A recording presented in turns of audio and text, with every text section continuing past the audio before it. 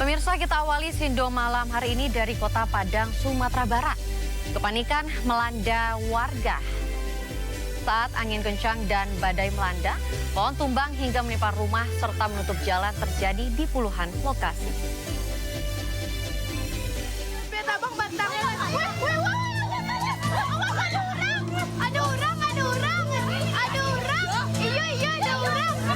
Video amatir warga merekam saat sebuah pohon tumbang di kawasan bypass Air Pacah, Kota Tagah, Padang, Sumatera Barat. Pohon tumbang akibat kencangnya angin dan badai hingga menutup badan jalan. Warga pun sempat panik karena mengira pohon roboh menimpa warga lainnya.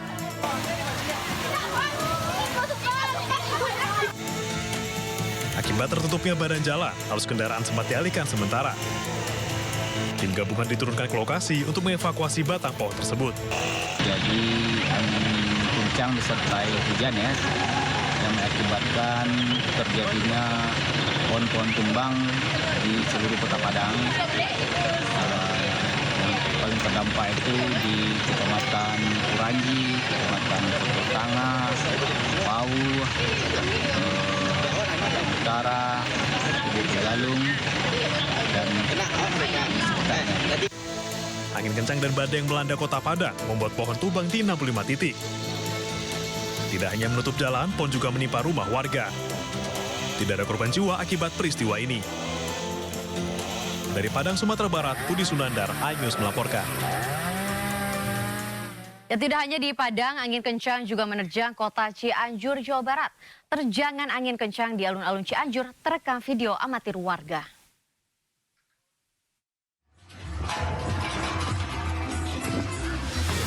Video amatir warga merekam detik-detik terjangan angin kencang dalam acara Dekranasda di Taman Alun-Alun Cianjur, Jawa Barat. Angin tiba-tiba bertiup kencang di tengah acara, mengakibatkan kepanikan. Tenda berukuran besar diterbangkan angin, sementara tenda lainnya porak-poranda. Peserta dan panitia acara panik berhamburan menyelamatkan diri. Awalnya mah kecil, semua langsung kenceng ke atas naik angin, ngantem tenda, stand, sama dagangan yang lain. Dewan Kerajinan Nasional Daerah Dekranasda menggelar pemberian penghargaan kepada pelaku usaha di Cianjur. Akibat angin kencang, satu orang mengalami luka ringan akibat tertimpa tiang tenda.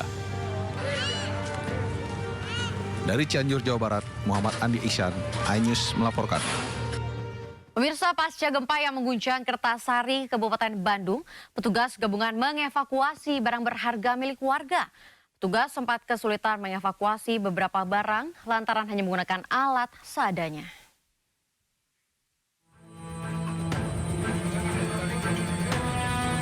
Petugas gabungan dari TNI, Polri, serta relawan membereskan puing-puing rumah warga sekaligus mengevakuasi barang-barang berharga di Kampung Lapang Sari, Desa Ciberem, Kecamatan Kertasari, Kabupaten Bandung, Jawa Barat yang hancur akibat guncangan gempa bumi berkekuatan magnitudo 5,0 Rabu kemarin. Petugas mengaku kesulitan lantaran kurangnya alat dalam proses evakuasi reruntuhan bangunan. Evakuasi dan penyelamatan barang-barang yang masih bisa diselamatkan dan membongkar puing-puing yang runtuhan dari pasca gempa kemarin. Peralatannya seperti linggis, mungkin palu, martil, dan skop ataupun pacul. Kesulitannya karena kita masih mengantisipasi takutnya adanya gempa susulan. Evakuasi kita naik ke atas, anggota di atas nanti takutnya ada gempa susulan, roboh lagi gitu. Proses evakuasi masih terus dilakukan mengingat banyaknya bangunan rumah warga dan fasilitas umum lainnya yang rusak akibat gempa. Selain itu, dampak gempa ini membuat ribuan warga harus mengungsi. Dari Kabupaten Bandung, Jawa Barat, Iwan Pangestu, iNews melaporkan. Sebuah kapal cepat yang mengangkut ratusan penumpang menabrak dermaga Ahmad Yani di Ternate, Maluku Utara.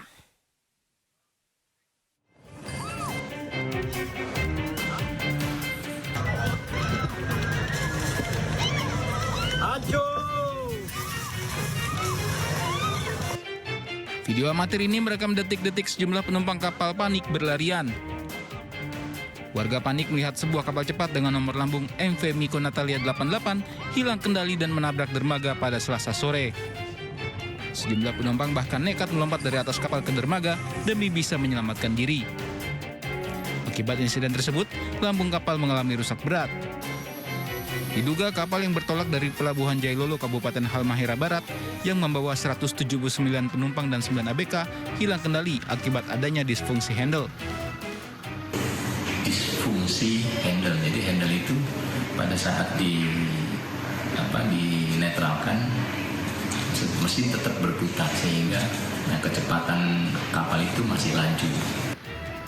Kasus ini ditangani pihak Kesyah Bandaran dan Otoritas Pelabuhan Kelas 2 Ternate. Dari Ternate, Maluku Utara, Ismail Sangaji melaporkan. Sebanyak 127 penumpang kapal motor Mekar Teratai berhasil dievakuasi dalam keadaan selamat oleh tim SAR gabungan. Usai dievakuasi, para penumpang dijemput oleh keluarga mereka.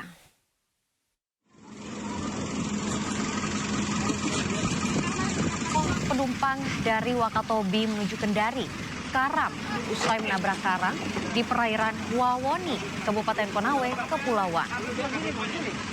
Usai terombang-ambing selama 4 jam, para penumpang akhirnya dievakuasi ke kapal KM Pacitan milik Basarnas dan tiba di Pelabuhan Bungku Toko, Kota Kendari. KSOP Kendari masih melakukan penyelidikan dengan meminta keterangan anak buah kapal. Usai dievakuasi, para penumpang dijemput oleh keluarga mereka.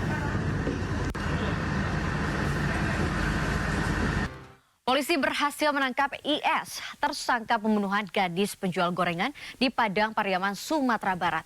Sebelumnya IS sempat buron selama 2 pekan. 2 pekan berhasil kabur dari pengejaran tersangka IS.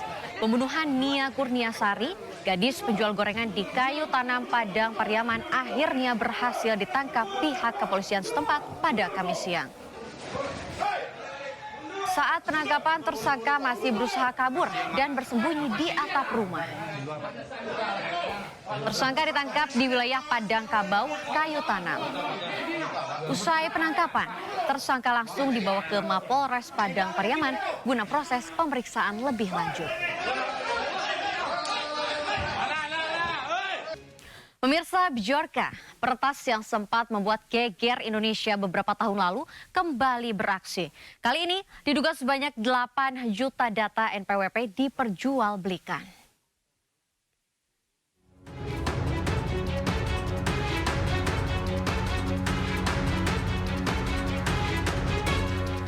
Beredar di media sosial, muncul dugaan sebanyak 6 juta data NPWP diperjualbelikan dengan harga sekitar 150 juta rupiah. Data yang bocor diantaranya NIK, NPWP, alamat, nomor HP, email, dan lain-lain. Pelakunya diduga adalah Bjorka, peretas.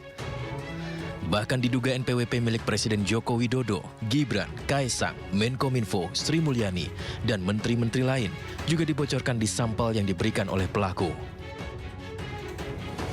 Dugaan kebocoran data ini disampaikan pendiri Ethical Hacker Indonesia Teguh Aprianto dalam unggahannya di X pada Rabu 18 September 2024 lalu. Menanggapi dugaan Bjorka peretas yang membocorkan jutaan data di Kementerian Keuangan, Sri Mulyani meminta Kementerian Keuangan evaluasi dan penjelasan terkait isu ini. Saya sudah minta Pak Dirjen Pajak dan seluruh pihak di Kemenku untuk melakukan evaluasi terhadap persoalannya. Nanti akan disampaikan penjelasannya ya oleh Pak Dirjen Pajak dan tim IT-nya. Terima kasih ya. Hingga saat ini, pemerintah masih menelusuri mengenai dugaan kebocoran data dan jual beli data ini. Tim Liputan iNews melaporkan. Pemirsa, rapat paripurna DPR resmi mengesahkan peraturan tentang tanda jasa kehormatan untuk anggota dewan. Dengan aturan tersebut, seluruh anggota DPR periode 2019 hingga 2024 akan mendapatkan tanda penghargaan berupa piagam dan PIN. Sebelumnya, Badan Legislasi menyepakati penyusunan peraturan DPR tentang pemberian tanda penghargaan kepada anggota dewan di akhir masa keanggotaan. Penghargaan diberikan sebagai bentuk penghormatan dan penghargaan atas kesetiaan dan pengabdian sebagai wakil rakyat. Nantinya, semua anggota tanpa kecuali akan mendapatkan tanda jasa saat rapat paripurna terakhir periode 2019 hingga 2024. Namun begitu, pemberian penghargaan tersebut tidak disertai fasilitas atau tunjangan yang sempat diusulkan beberapa anggota sebelumnya.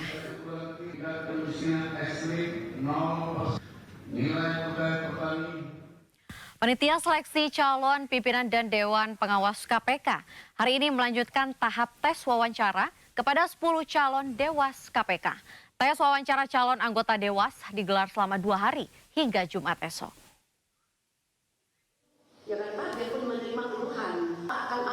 Tes wawancara hari pertama digelar untuk 10 dari total 20 calon anggota Dewas KPK. Kandidat yang mengikuti tes hari ini diantaranya Ketua Harian Kompolnas Beni Mamoto, Wakil Ketua Ombudsman RI Bobi Hamzah, Dirjen Kominfo Eli Faryani, dan sejumlah calon lain yang telah lolos profile assessment. Tes wawancara bertujuan untuk mengetahui rekam jejak calon petinggi lembaga anti surah. Dalam tahapan tes wawancara, pansel KPK akan menggugurkan sebanyak 10 kandidat. Sementara nama 10 kandidat yang lolos tes wawancara akan diserahkan kepada Presiden Jokowi pada pekan pertama Oktober 2024 untuk selanjutnya menjalani fit and proper test di DPR RI.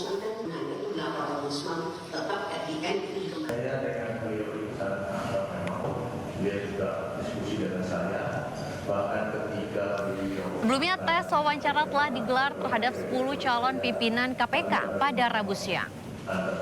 Wawancara digelar untuk mengetahui rekam jejak calon petinggi lembaga anti rasuah. 10 calon pimpinan KPK yang menjalani tes wawancara diantaranya Johanis Tanak, Muhammad Yusuf, Pahala Nainggolan, dan Pungki Indarti. Banyak 11 pewawancara menanyakan beragam hal yang berkaitan dengan komitmen, keyakinan, hingga pengetahuan soal KPK.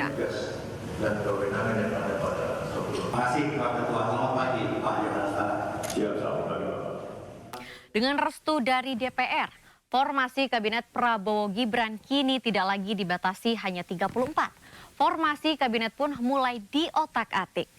Mulai dari jumlah kementerian, nama-nama menteri, hingga berapa jatah kursi menteri untuk tiap partai politik pendukung.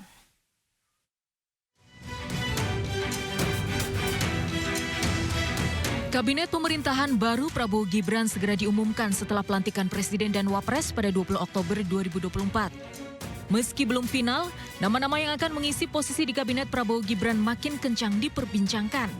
Belum ada nama-nama pasti yang akan mengisi jabatan menteri, namun jumlahnya dikabarkan mencapai 44 kementerian. Jauh lebih banyak dari formasi Kabinet Jokowi saat ini, 34 kementerian. Selain dari kalangan profesional, bukan rahasia kalau kursi menteri juga dibagi-bagi untuk parpol koalisi, terutama untuk ketua umumnya. Di era Presiden Jokowi, Ketua Umum Partai Golkar Bahlil Lahadalia mendapat kursi Menteri SDM digeser dari posisi Menteri Investasi. Mantan Ketua Umum Golkar Airlangga Hartarto juga ditunjuk jadi Menko Perekonomian. Ketua Umum PAN Zulkifli Hasan ditunjuk jadi Menteri Perdagangan, sementara kursi Menteri Pertahanan diberikan ke Ketua Umum Gerindra Prabowo Subianto. Jatah kursi menteri juga diberikan ke Ketum P3 Soeharto Mono Arfa sebagai Menteri PPN Kepala Bappenas. Sementara Ketua Umum Partai Demokrat Agus Harimurti Yudhoyono ditunjuk jadi Menteri ATR BPN. Periode pertama pemerintahan Jokowi juga menunjuk Ketua Umum PKB Muhaimin Iskandar sebagai Menaker. Ya, meski Prabowo menyebut ingin lebih banyak kalangan profesional di kabinetnya, tapi bagi-bagi jatah kursi menteri dari kalangan parpol memang lazim terjadi. Meski tidak terang-terangan, bukan rahasia, jika parpol koalisi tentu lobi sana-sini untuk mengincar kursi menteri. Nah, soal kabinet, PKB sama sekali tidak punya kewenangan apapun. Mutlak itu hak prerogatif Presiden. Susunan kabinet masih dalam formulasi dan akan difinalisasi sepekan sebelum pelantikan Presiden dan Wapres. Tim Liputan iNews melaporkan. Sementara itu, bakal calon gubernur Jakarta Ridwan Kamil menghadiri pertemuan dengan para tokoh ulama se-Jakarta di Hotel Sofyan, Jakarta Pusat. Dalam kesempatan ini, para tokoh agama dan ulama se-Jakarta memberikan dukungannya pada Ridwan Kamil dan Suswono. Ridwan Kamil bersilaturahmi dengan kiai dan tokoh masyarakat se-Jakarta di Hotel Sofyan, Jakarta. RK mendengarkan aspirasi dari para kiai tentang program membangun Jakarta, termasuk mempertahankan program yang telah dijalankan oleh Anies Baswedan. Meski demikian, RK juga meminta izin pada para kiai dan tokoh Jakarta untuk menghadirkan program baru agar dapat menyempurnakan program membangun Jakarta.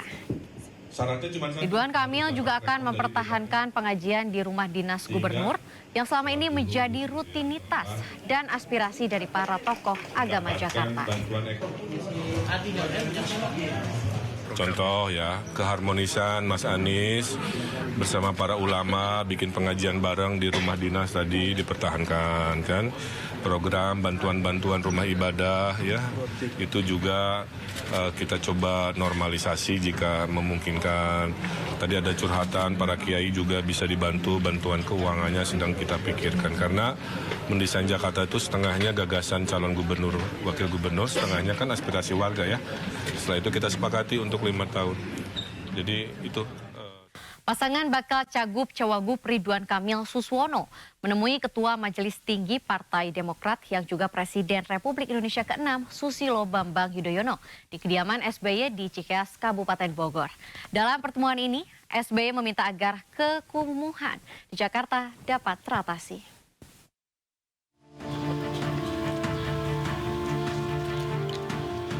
Pasangan Bacagup dan Bacawagup Ridwan Kamil dan Suswono bertemu dengan Ketua Majelis Tinggi Partai Demokrat yang juga Presiden RI ke-6 Susilo Bambang Yudhoyono di kediaman SBY di Cikeas, Kabupaten Bogor.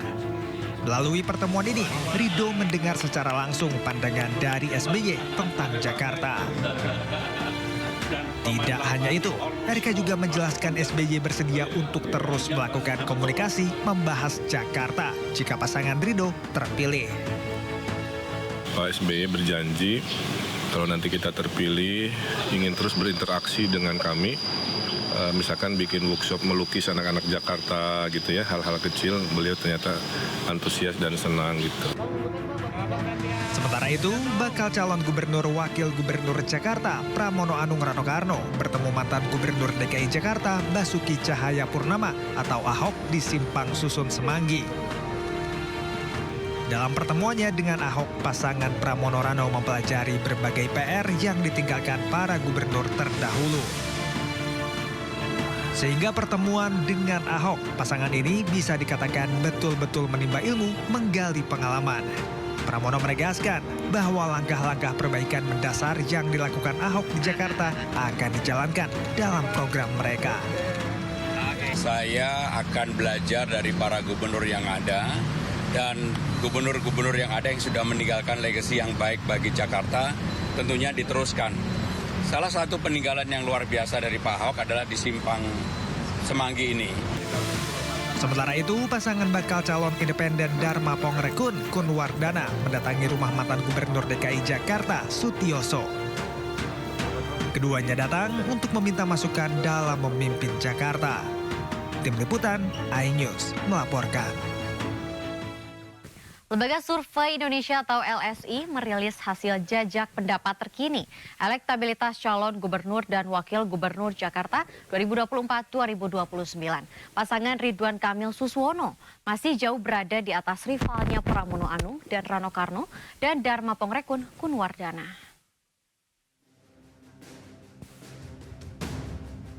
Dari data hasil survei yang dirilis LSI, Ridwan Kamil Suswono menempati peringkat pertama dengan elektabilitas sebesar 51,8%. Pramono Anung dan Rano Karno mengantongi elektabilitas 28,4%. Posisi ketiga, paslon jalur independen Dharma Pongrekun dan Kunwardana dengan elektabilitas 3,2%.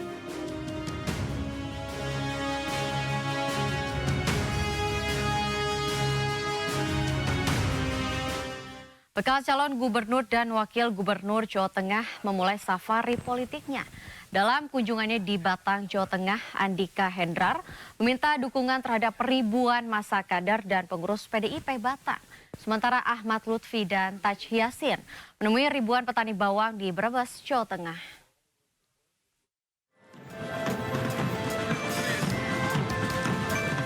Kedatangan bakal calon gubernur dan wakil gubernur Jawa Tengah, Andika Perkasa dan Hendrar Prihadi, disambut ribuan relawan, kader, dan pengurus partai PDIP Batang. Dalam kunjungannya, kedua tokoh meminta relawan, kader, juga pengurus partai bisa memenangkan pilihan gubernur juga bupati. Andika Perkasa menyebutkan sudah berkeliling di 35 kabupaten kota di Jawa Tengah. Hari ini merupakan terakhir kali safari politik sebelum memasuki masa kampanye. Wah, ini luar biasa karena kelihatan sekali semangatnya yang nggak ada tandingannya. Selama survei politik ini gimana nih? Beberapa daerah paling bagus mana nih? Saya setuju dengan apa yang disampaikan Mas Eko dari DPD tadi, bahwa Batang ini yang terbaik. Sementara calon gubernur dan wakil gubernur Jawa Tengah, Ahmad Lutfi dan Taj Yasin, menemui ribuan petani bawang di Brebes, Jawa Tengah. Di hadapan ribuan petani bawang merah, Lutfi menyampaikan pesan Presiden Joko Widodo jika dirinya terpilih menjadi gubernur Jawa Tengah, ia diminta membawa nasib petani agar lebih baik. Pupuk secara nasional subsidi cukup. Ya, nasional hari ini adalah 4,5 juta ditambah 47 juta. Artinya kan besar sekali. Tinggal mekanisme di lapangan. Saya punya niat dengan negosiasi, kita kumpulin di masing-masing kabupaten. Kita bersama-sama berembuk. Jangan sampai pupuk yang sudah cukup ini, mekanismenya di lapangan kurang adanya sosialisasi, hingga masyarakat tetap teriak, Pak Pupuk, Pak Pupuk. Ini ada sesuatu yang harus kita perbaiki. Mungkin mudah-mudahan harapan kami semua itu dari pemerintah provinsi dengan dari dinas pertaniannya menurunkan ada litbang untuk meneliti bagaimana supaya Brebes ini menjadi bawang merahnya itu produktivitasnya meningkat lagi gitu. Saat ini karena produktivitas di daerah kita ini turun drastis dibanding tahun-tahun sebelumnya. Pasangan calon yang diusung Kim Plus ini optimis akan menang di Kabupaten Brebes. Tim Liputan iNews melaporkan. Menko Marves Luhut Binsar Panjaitan memastikan dibukanya kembali ekspor pasir laut tidak ada hubungannya dengan investasi panel surya Singapura. Kebijakan ekspor pasir laut lebih difokuskan pada pengelolaan sedimen yang harus dikeruk untuk mencegah kapal terjebak atau kandas di area perairan.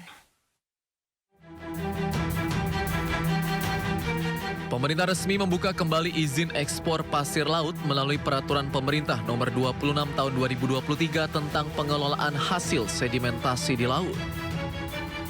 Pemerintah memastikan kebijakan ekspor pasir laut tidak ada hubungannya dengan investasi panel surya dari Singapura di Indonesia. Menurut Menko Maritim dan Investasi Luhut Binsar Panjaitan, kebijakan ekspor pasir laut diambil melalui pertimbangan yang cukup matang, lantaran hanya mengelola sedimen dan harus dikeruk untuk mencegah kapal terjebak atau kandas di area perairan.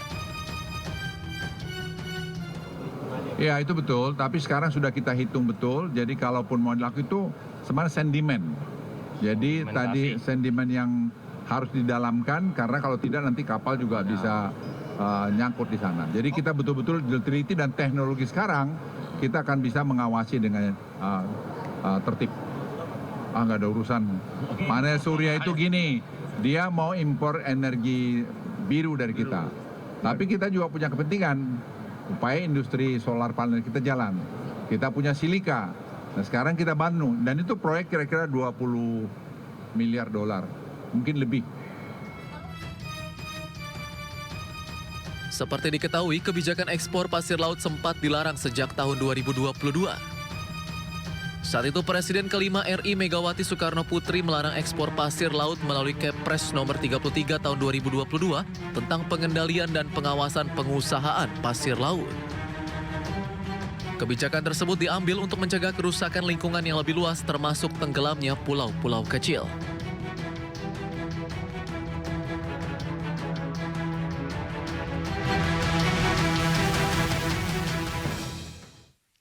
Organisasi Lingkungan Walhi menyatakan dibukanya kembali ekspor pasir laut oleh pemerintah Presiden Joko Widodo setelah 20 tahun ditutup, merupakan suatu kemunduran.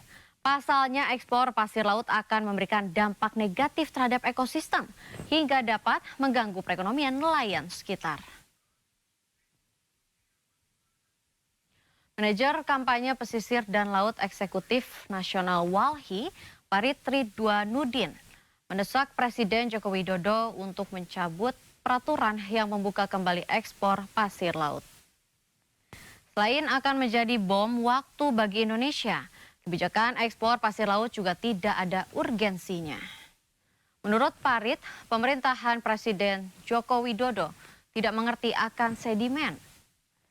Jika pemerintah mengerti akan sedimentasi dan ingin mengatasinya, maka penyelesaian persoalan ini harus dilakukan tidak hanya di laut saja, tetapi juga menghentikan pertambangan di daratan yang menjadi penyebab adanya sedimen. Apa situasi yang genting yang menyebabkan kita harus ekspor pasir laut? Itu pertanyaannya. Apa justifikasinya? Apakah dengan tidak mengekspor pasir laut, laut Indonesia akan hancur? Kan gitu pertanyaannya.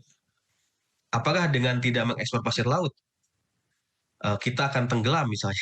Kan enggak. Jadi tidak ada sesuatu yang darurat, yang genting, yang memaksa kita harus ekspor pasir laut. Tidak ada sama sekali. Enggak ada penjelasan saintifik. Sehingga kita harus mengekspor pasir laut. Nah itu pertanyaan yang PON ke-21 Aceh Sumut memiliki sejumlah keunikan. Salah satunya keberadaan tempat penginapan terapung bagi para atlet dan ofisial. Penginapan tersebut adalah kapal KM Kelut yang sandar di dermaga Malahayati, Aceh Besar.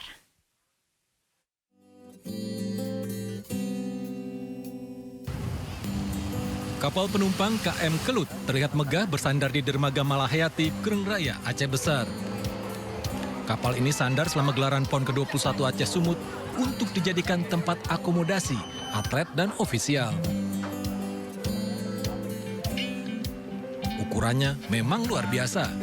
KM Kelut mampu menampung hingga 2.600 orang. Berbagai fasilitas mewah disediakan dan tentunya gratis. KM Kelut yang sandar menjadi daya tarik baru bagi masyarakat.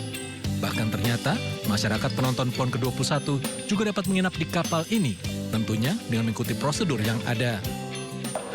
Kapasitas yang kita siapkan untuk peserta PON, pendukung-pendukung yang lain, kesehatan, security, semuanya komplit 2.600. 2.600 yang bisa menginap di kapal dan yang bisa sebagai visitor. Visitor ini mengunjungi, jadi dia hanya lihat-lihat saja. Oh ternyata kapal negara kita ini, KM Kelut ini begini ceritanya.